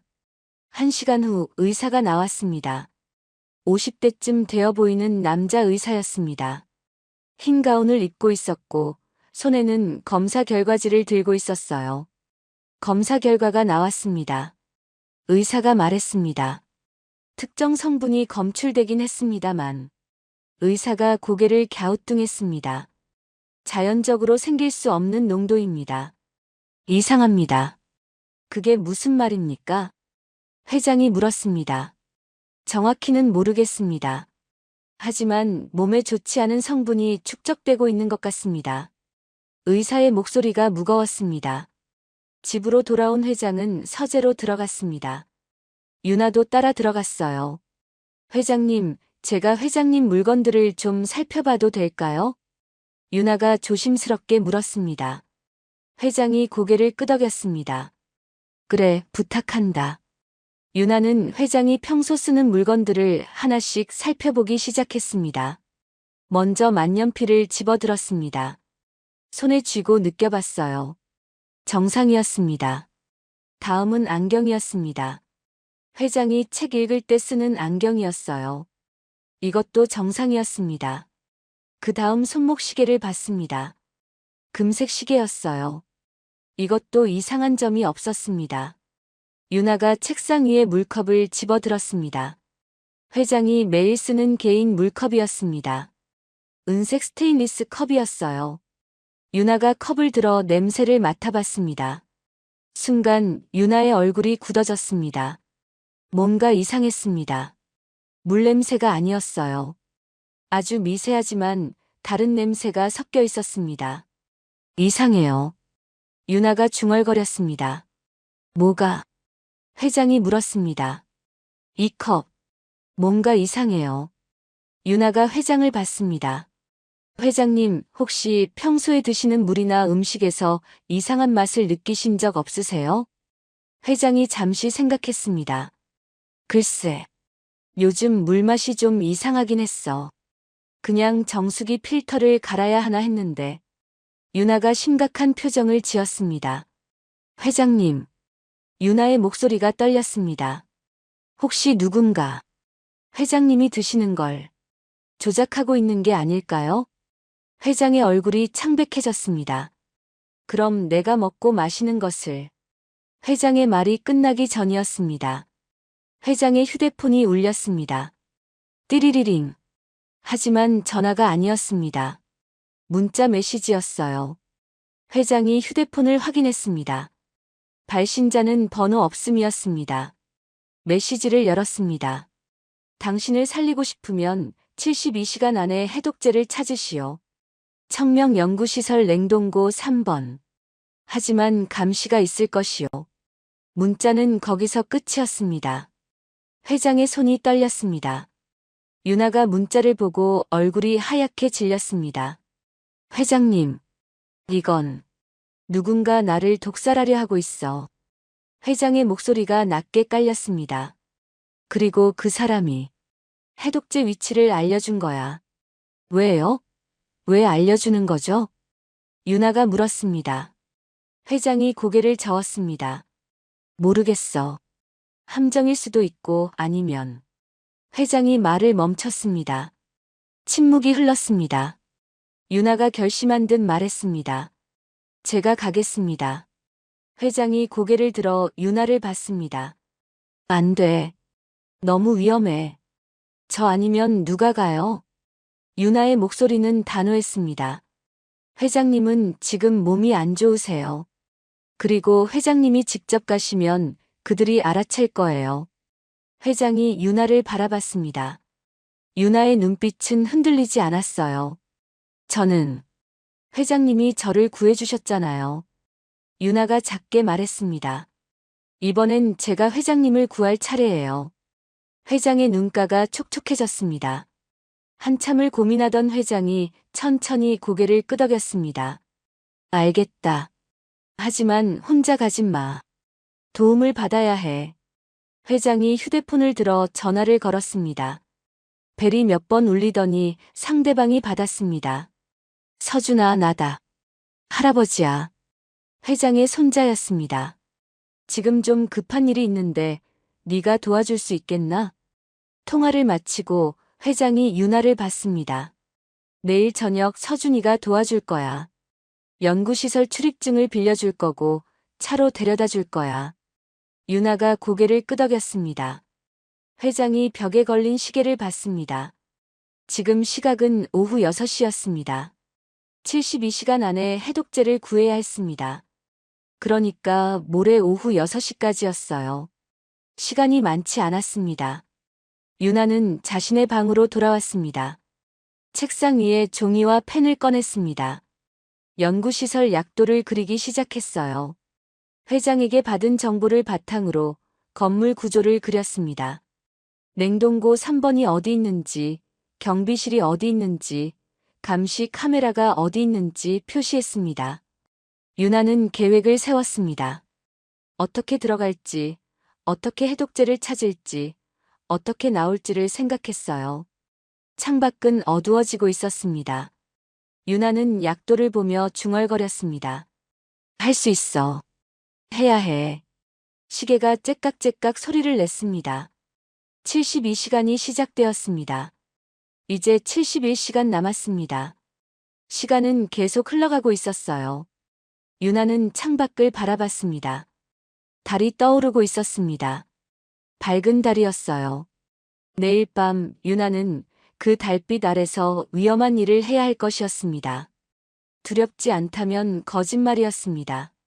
하지만 유나는 해야만 했습니다. 회장을 구하기 위해서요. 유나는 주먹을 꽉 쥐었습니다. 꼭 성공할 거야. 유나는 스스로에게 다짐했습니다. 그날 밤 유나는 쉽게 잠들지 못했습니다. 천장을 바라보며 계속 생각했어요. 계획을 머릿속으로 되짚어봤습니다. 시계 소리만이 조용한 방 안에 울렸습니다. 째깍 째깍 째깍. 시간은 계속 흘러가고 있었습니다. 다음 날 저녁이었습니다. 유나는 방에서 연구시설 약도를 다시 한번 확인했습니다. 손가락으로 경로를 따라가며 머릿속으로 계획을 되짚어봤어요. 입구에서 냉동고까지의 거리, 경비가 순찰하는 시간, 감시 카메라의 위치까지 모두 외웠습니다. 시계를 봤습니다. 저녁 8시였습니다. 유나는 검은색 후드 티셔츠를 입었습니다. 눈에 띄지 않는 옷이었어요. 운동화 끈을 단단히 묶었습니다. 혹시 모를 상황에 대비해 작은 손전등과 약도를 주머니에 넣었습니다. 노크 소리가 들렸습니다. 들어오세요. 문이 열리고 회장이 들어왔습니다. 회장의 얼굴은 창백했습니다. 하루 사이에 더 안 좋아진 것 같았어요. 걸음걸이도 약간 비틀거렸습니다. 준비됐나? 회장이 물었습니다. 목소리에 힘이 없었어요. 유나가 고개를 끄덕였습니다. 회장이 유나의 어깨에 손을 올렸습니다. 조심해라. 무리하지 말고. 유나가 작게 미소 지었습니다. 걱정 마세요. 꼭 가져올게요. 밖에서 차 경적 소리가 들렸습니다. 서준이 도착한 것이었습니다. 유나는 계단을 내려가 현관으로 나갔습니다. 밖에는 검은색 승용차가 서 있었어요.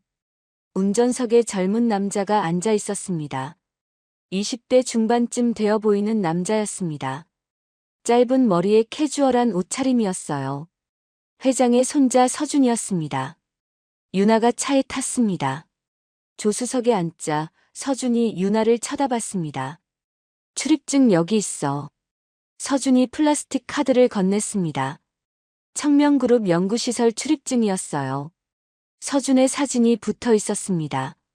30분 안에 나와야 해. 그 이후엔 경비 교대 시간이거든. 서준이 말했습니다. 유나가 고개를 끄덕였습니다. 차가 출발했습니다. 도로를 달리는 동안 두 사람은 말이 없었습니다.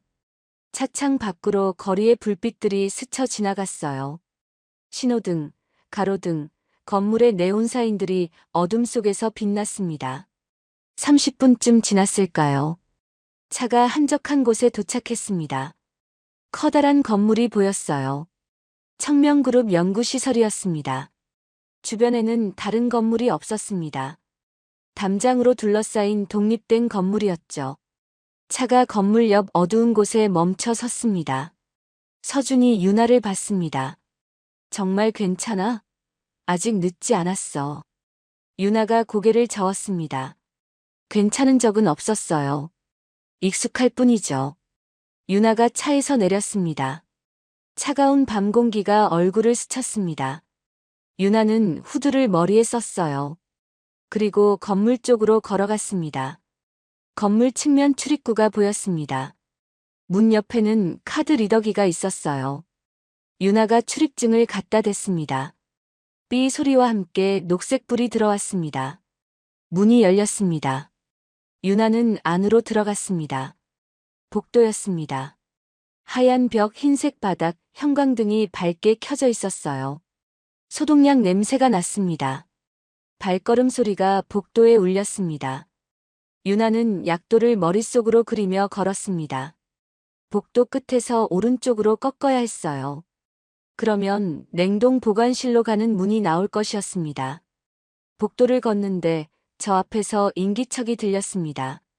유나가 재빨리 옆 모퉁이에 몸을 숨겼습니다. 경비원이 지나갔습니다. 손전등을 들고 순찰을 도는 중이었어요. 경비원의 발걸음 소리가 점점 멀어졌습니다.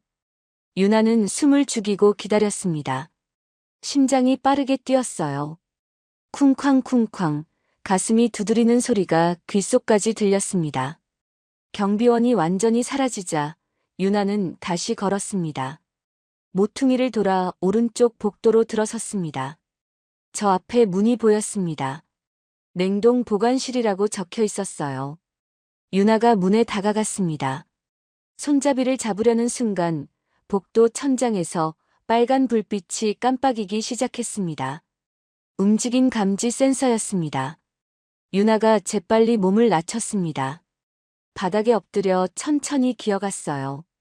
센서는 일정 높이 이상의 움직임만 감지했습니다. 유나는 천천히, 아주 천천히 기어서 문까지 갔습니다. 손을 뻗어 문 손잡이를 잡았습니다. 천천히 돌렸습니다. 삐걱, 작은 소리가 났어요. 문이 열렸습니다. 차가운 공기가 쏟아져 나왔습니다. 냉동 보관실 안은 영하의 온도였어요. 입에서 하얀 김이 피어올랐습니다. 유나가 안으로 들어갔습니다. 큰 방이었습니다. 벽 한쪽에는 여러 개의 냉동고가 줄지어 있었어요.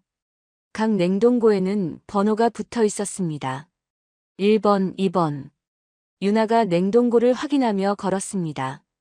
그리고 마침내 3번 냉동고를 찾았습니다. 손잡이를 잡고 문을 열었습니다. 쉬익 하는 소리와 함께 차가운 김이 쏟아져 나왔습니다. 안을 들여다봤습니다. 작은 냉동 박스들이 선반에 정리되어 있었어요. 각 박스에는 라벨이 붙어 있었습니다. 유나가 하나씩 라벨을 확인했습니다. 그러다가 한 박스에서 멈췄습니다. 해독제 아영이라고 적혀 있었습니다. 유나가 그 박스를 꺼냈습니다. 손이 시렸어요. 장갑을 끼지 않은 손으로 냉동 박스를 만지니 손가락이 얼얼했습니다. 박스를 열었습니다. 안에 작은 유리병이 들어 있었습니다. 투명한 액체가 담긴 유리병이었어요. 이게 해독제였습니다. 유나가 조심스럽게 유리병을 꺼내 주머니에 넣었습니다. 그때였습니다. 네가 여기 올 줄 알았어. 낮은 목소리가 들렸습니다. 유나가 깜짝 놀라 뒤를 돌아봤습니다. 문 앞에 한 남자가 서 있었습니다. 최민석이었습니다. 비서실장 최민석이 팔짱을 낀 채 유나를 바라보고 있었어요. 얼굴에 냉소적인 미소가 걸려 있었습니다. 강 회장은 내 인생을 망쳤어.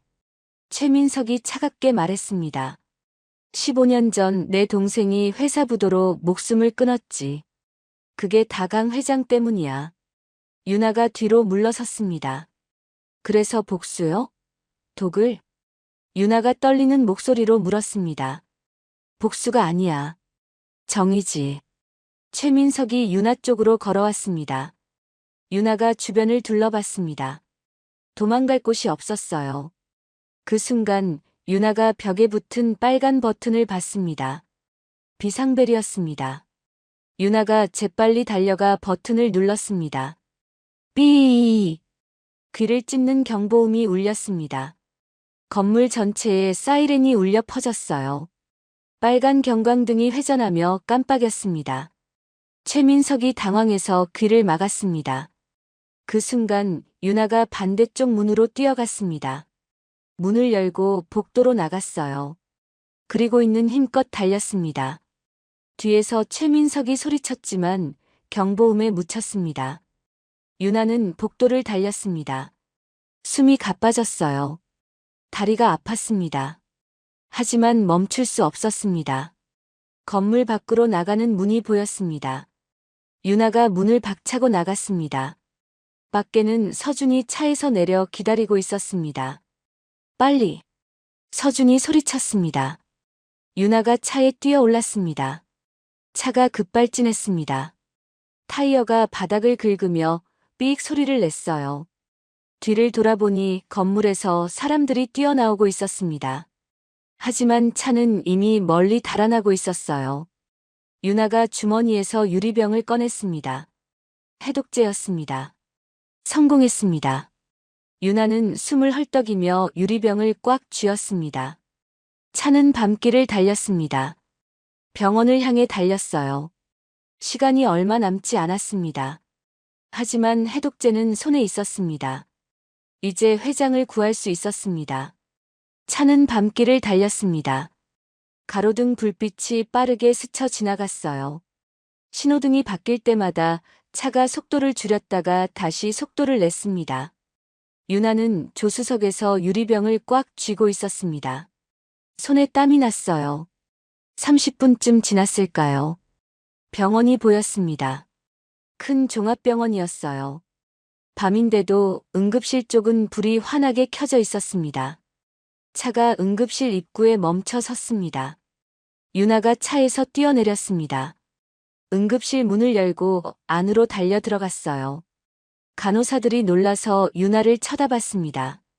청명그룹 강도현 회장님, 어디 계세요? 유나가 숨을 헐떡이며 물었습니다. 간호사 한 명이 복도를 가리켰습니다. 저쪽 특실입니다. 유나가 복도를 달렸습니다.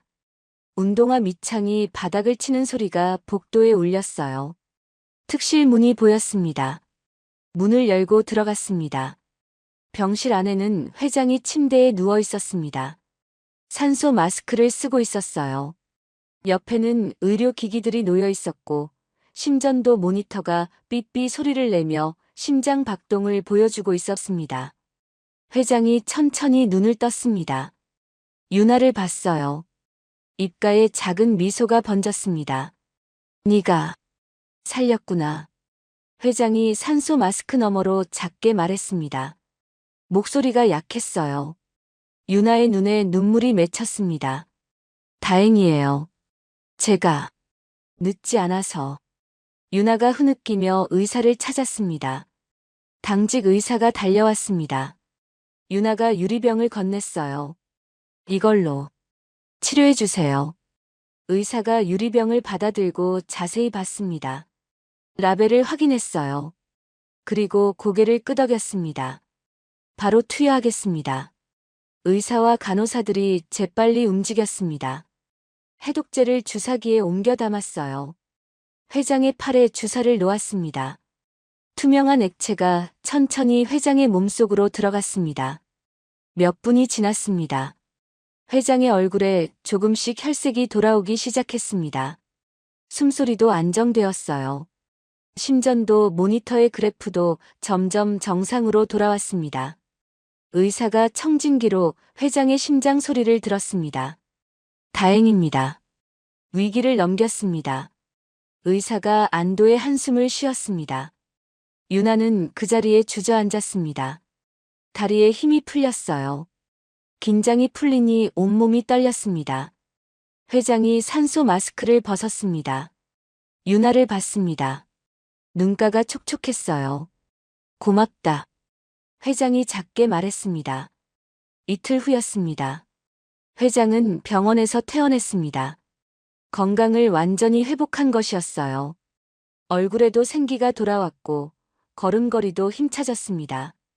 퇴원한 다음 날 회장은 결심했습니다. 모든 것을 공개하기로 한 것이었어요. 회장은 기자회견을 열었습니다. 청명그룹 본사 대회의실이었습니다. 큰 방이었어요. 앞쪽에는 단상이 있었고 뒤에는 청명그룹 로고가 크게 걸려 있었습니다. 기자들이 가득 들어찼습니다. 카메라가 여러 대 설치되어 있었어요. 플래시가 터지기 시작했습니다. 딱딱딱 소리가 방 안을 가득 채웠습니다. 회장이 단상에 올라섰습니다. 양복을 단정하게 입고 있었습니다. 표정은 단호했어요. 마이크 앞에 섰습니다. 오늘 저는 국민 여러분께 사과와 진실을 말씀드리고자 이 자리에 섰습니다. 회장의 목소리가 회의실에 울려 퍼졌습니다. 기자들이 일제히 펜을 들었습니다. 노트북을 열어 타이핑을 시작했어요. 제 회사 내부에서 중대한 범죄가 있었습니다. 회장이 말을 이었습니다. 제 최측근인 비서실장 최민석과 전무 강재훈이 저를 독살하려 했습니다. 회의실이 술렁거렸습니다. 기자들이 서로 쳐다봤어요. 믿을 수 없다는 표정들이었습니다. 그리고 한 소녀가 이를 막아주었습니다. 회장이 옆을 봤습니다. 유나가 거기 서 있었습니다. 깨끗한 옷을 입고 있었어요. 머리도 단정하게 빗었습니다. 카메라 플래시가 유나를 향해 터졌습니다. 유나는 눈부심에 눈을 가늘게 떴습니다. 회장이 모든 것을 설명했습니다. 위치 추적 장치, 불법 프로그램, 독살 시도, 그 모든 것을 숨김없이 말했어요. 증거 자료도 공개했습니다. 화면에 사진과 영상이 나타났습니다. 기자회견이 끝나고 회장은 즉시 이사회를 소집했습니다. 이사회실은 긴장감으로 가득했습니다. 임원들이 커다란 테이블 주위에 앉아 있었어요. 모두 심각한 표정이었습니다. 회장이 결정을 내렸습니다. 최민석 비서실장은 즉시 해고합니다. 침묵이 흘렀습니다. 강재훈 전무는 직위를 해제하고 면직 처리합니다. 아무도 반대하지 못했습니다. 그날 오후 경찰이 두 사람을 체포했습니다. 회사 로비에서였습니다. 최민석과 강재훈이 수갑을 찬 채 경찰에 연행되었어요. 언론 카메라들이 그 장면을 찍었습니다. 최민석이 끌려가면서 소리쳤습니다. 당신들은 몰라. 정의가 뭔지. 하지만 아무도 그의 말에 귀 기울이지 않았습니다. 강재훈은 고개를 숙인 채 끌려갔습니다. 저는 몰랐습니다. 최민석이 시킨 거. 변명했지만 소용없었습니다. 뉴스가 대서특필했습니다. TV 화면에는 큰 글씨로 헤드라인이 떴습니다. 청명그룹 내부 독살 음모. 한 소녀가 회장 구해. 신문 일면에도 실렸습니다. 유나의 사진도 함께 실렸어요. 사회적 파장이 컸습니다. 사람들이 유나의 이야기를 했습니다. 인터넷 게시판에 많은 글이 올라왔어요. 유나를 칭찬하고 격려하는 댓글들이 달렸습니다. 며칠 후 유나는 학교로 돌아갔습니다. 교실 문을 열고 들어갔습니다. 친구들이 일제히 유나를 쳐다봤습니다. 하지만 이번에는 달랐습니다. 친구들이 다가왔어요. 미소를 지으며 말을 걸었습니다. 유나야, 괜찮아? 진짜 대단하더라. 뉴스 봤어. 앉아, 여기. 한 친구가 자기 옆자리를 가리켰습니다. 유나는 천천히 미소 지었습니다. 처음으로 진짜 친구들이 생긴 것 같았어요. 유나는 자리에 앉았습니다. 가방을 내려놓고 교과서를 꺼냈습니다. 선생님이 들어왔습니다. 수업이 시작되었습니다. 유나는 노트를 펼치고 연필을 들었습니다. 평범한 일상이었습니다. 하지만 유나에게는 이 평범함이 가장 소중했습니다. 더 이상 숨지 않아도 되었습니다.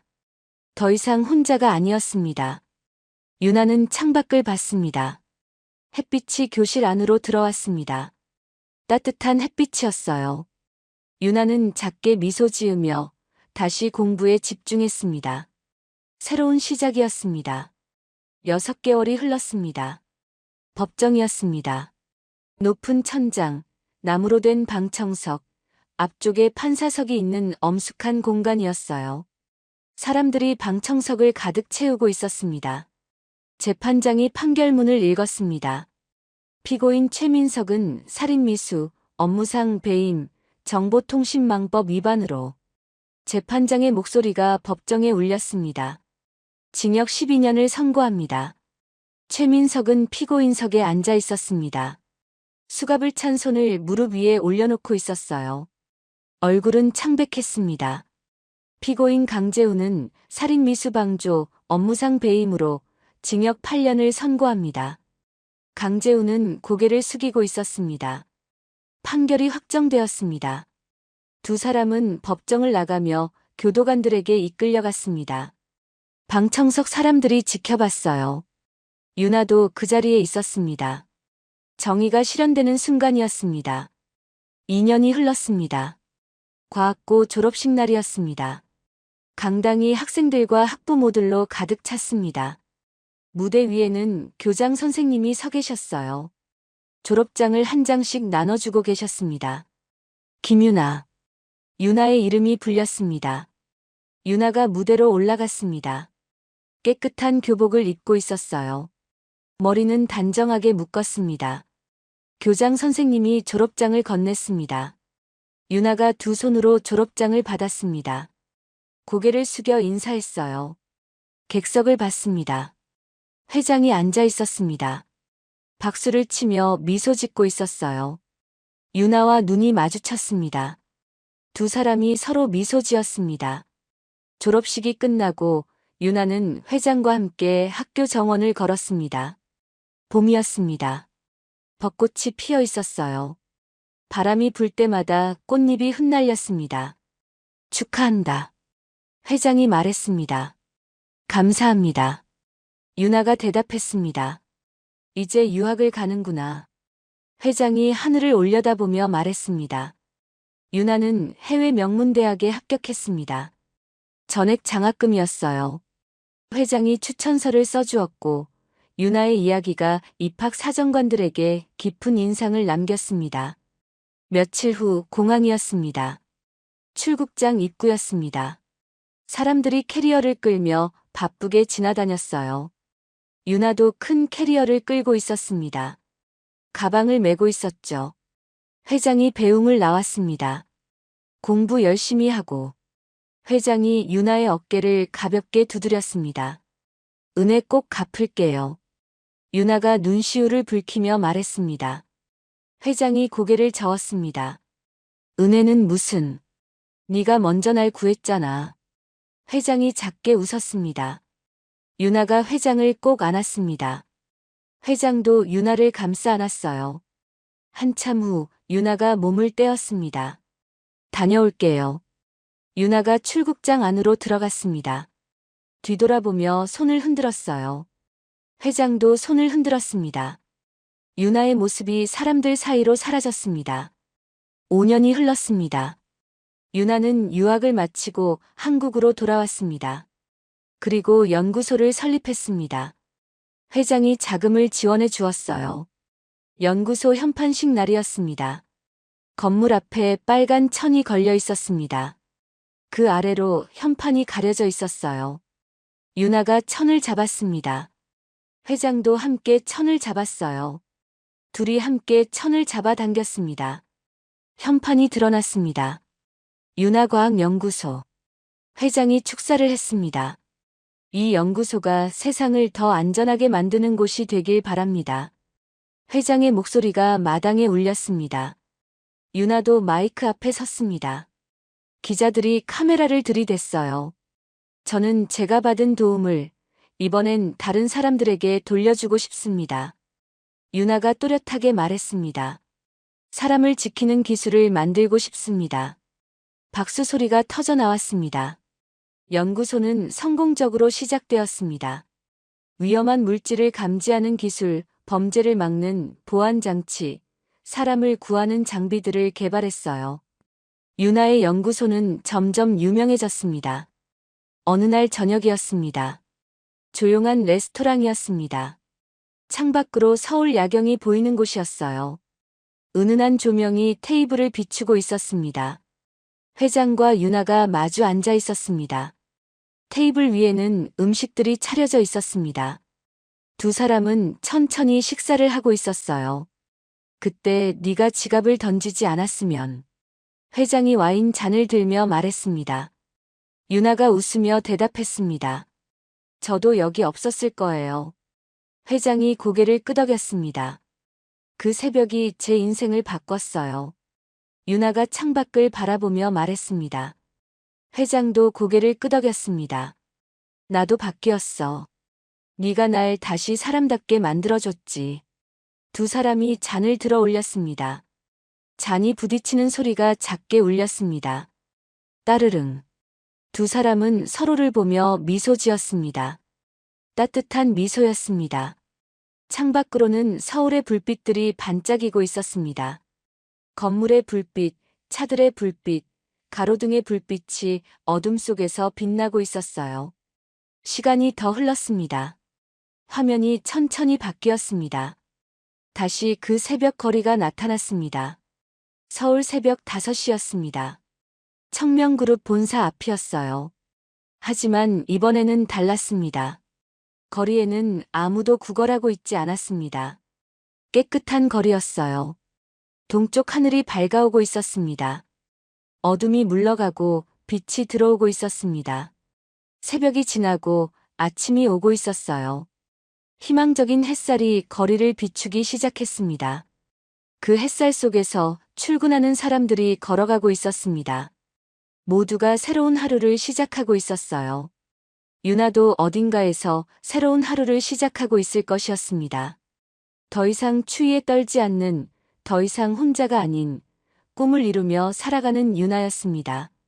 그 새벽이 정말로 유나의 인생을 바꿨습니다. 그리고 회장의 인생도 바꿨습니다. 두 사람은 서로를 구했고 서로를 지켰습니다. 그것이 이 이야기의 끝이었습니다. 하지만 동시에 새로운 시작이기도 했습니다. 햇살은 계속 밝아지고 있었습니다.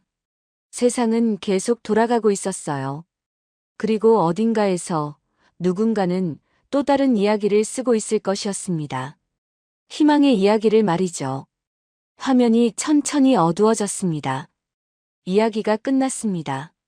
오늘 이야기 함께 해주셔서 감사합니다. 구독과 좋아요 부탁드리며 긴 이야기 함께 해주셔서 감사합니다.